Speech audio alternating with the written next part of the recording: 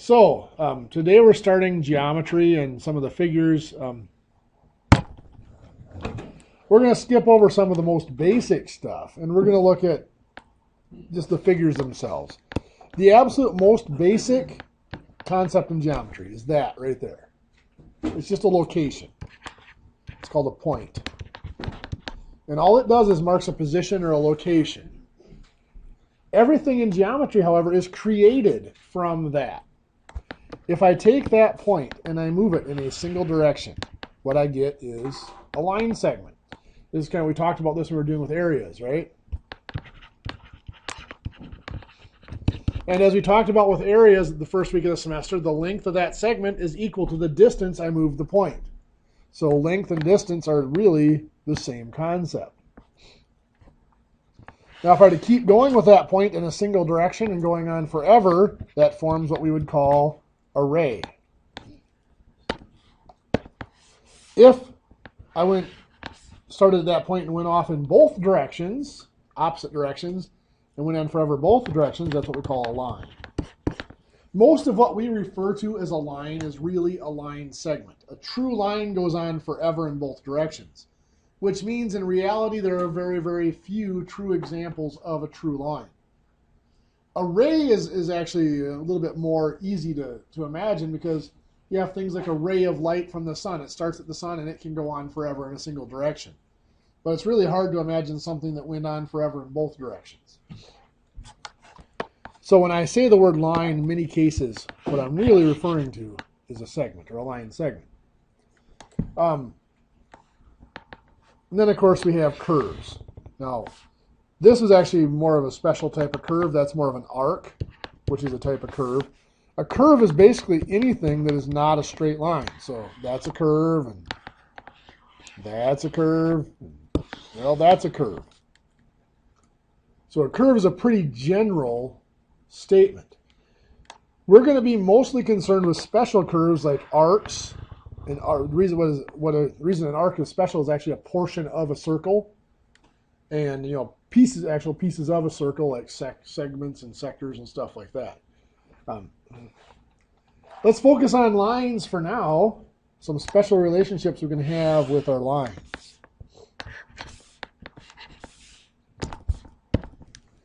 We have two lines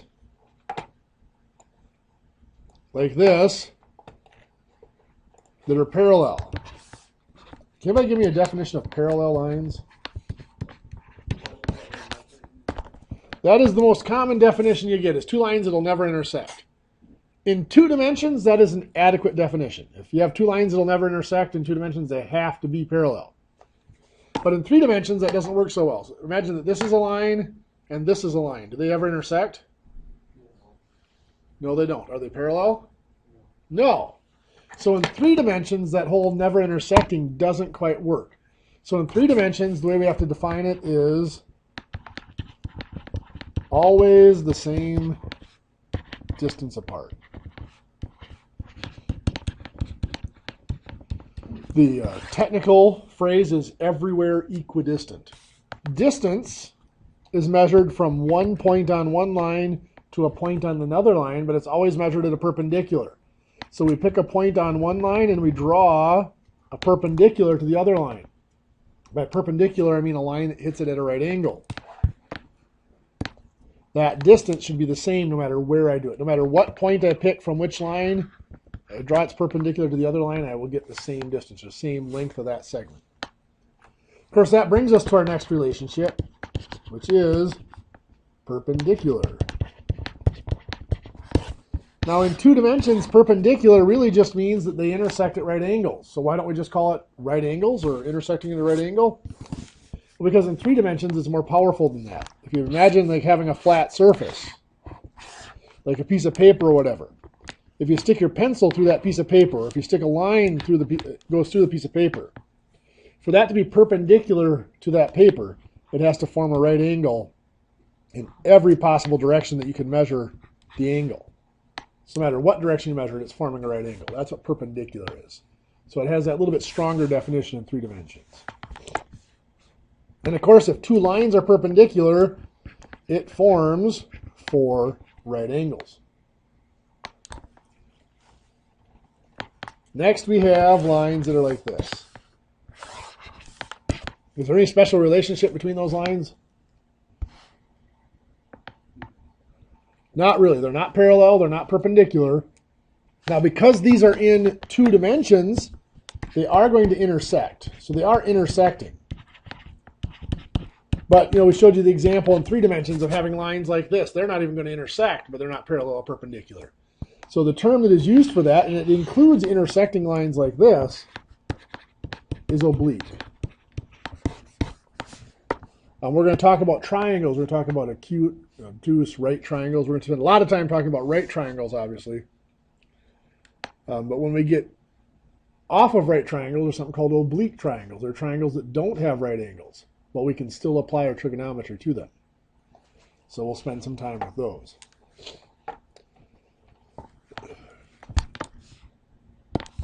So with our rays, if we have a ray, we take a point and we shoot it off in a single direction like that, and we create a ray. If we go back to that same point and we take off in a different direction and create a second ray from that same starting point, this starting point is what we call a vertex.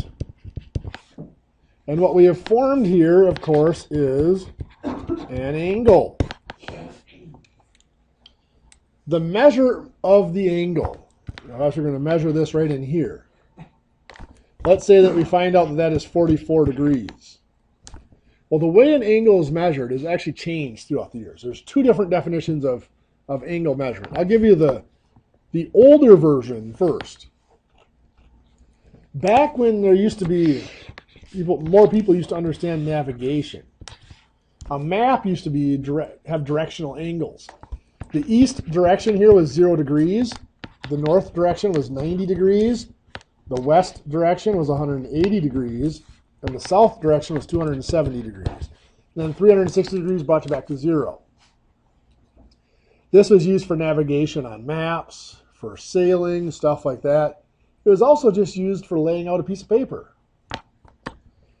So if I have an angle right here, or a ray, I should say, that has its vertex at the center or the origin of this little coordinate system, it might take off here. Let's say that this is in the 18-degree direction. Let's say I have another ray that has its vertex or its origin at the center here. Let's say it takes off in this direction. We have formed an angle there because they both start at the same point. This is the vertex here at the origin. Let's say that its direction is 69 degrees. The angle between those 2 rays is defined to be the difference in their direction. 69 minus 18 is 41 degrees. So that's defined to be a 41-degree angle because that's the difference in their direction. Now, because navigation isn't as popular as it used to be, and people aren't as familiar with navigation as what they used to be, they've altered the definition of an angle in modern times. We know that a complete full turn is how many degrees? 360.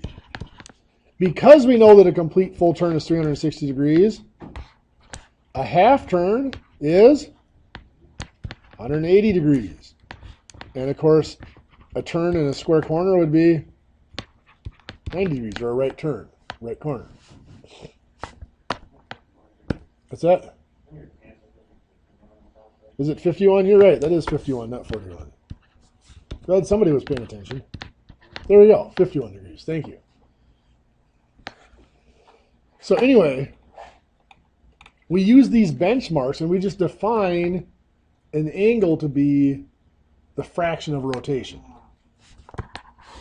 So if I have this angle here, and let's say it's still 51 degrees, being a 51-degree angle just means that that is 51 3/60ths of a full turn, is all that's telling us now.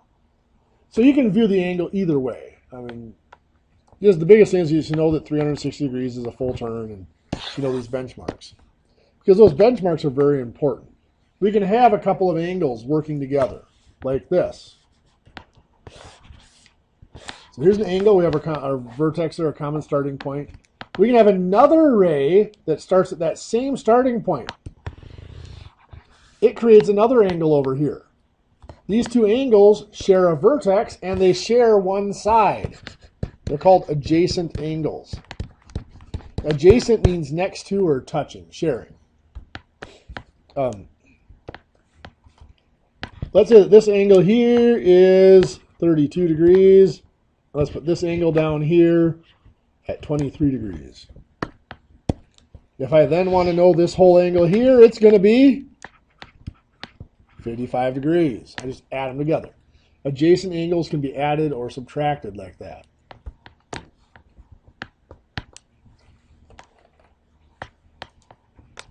If I have two angles that add up to a straight line like this, if this angle over here is 58 degrees, what's this one over here have to be? Yeah, 180 minus 58, or 122 degrees. Simple enough. This is what we call supplementary. Two angles that add up to 180 degrees. Or if I give you an angle and I ask for its supplement, I'm asking for the angle that would build that up to a straight line, or build it up to a total of 180 degrees. So likewise, we can have two angles that add up to a square corner. Like this. Let's say that this angle here is given to be 71 degrees. What's this angle up here have to be? 19. How do we get 19? So 90 minus 71 is 19 degrees. That's what we call complementary. Now, if you're like me, many of you probably have problems remembering. You remember the words supplementary and complementary, but might have problems remembering which one's which. It took me a while to get it down. In fact, what I use is complementary angles form a right angle, or 90 degrees. You get complements when you're right. So that's how I've always remembered them.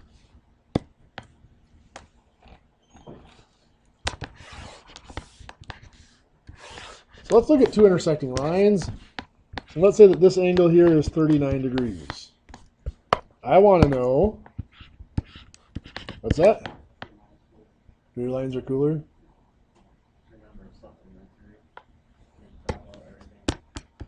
Yeah, your supply is going a straight line. That's not bad. Yeah. So find angles A and C for me there. How would I find angle A? Yeah, these two add up to a straight line. So this is 180 minus 39, 141 degrees. How about C? Yeah, 180 minus 141 is going to give me 39 degrees for C. What do you think this one down here is going to be? 141. Good. Whenever two lines intersect, they make two pairs of what we call vertical angles. The vertical angles are always equal to each other. What they are is they're on opposite sides, like these two, the 39 and the 39, of intersecting lines. They have to be formed the same. They have to be the same measurement. Because whatever the rotation is over here, you have to have the same rotation over here. Makes sense, right? Okay. Oops. Yeah, very good. That's a good question. If I see this like this, what does this mean if they're marked like that? That means those two angles are the same because they each have one little arc. So then this one technically should have two arcs because that one's different. Now this one's the same as that one, so it should also have two arcs. All I'm going to have you do is on page 455. Look at problems 3, 4, and 5. Won't take you long. It'll be an early day for you. I don't want to talk about degrees, minutes.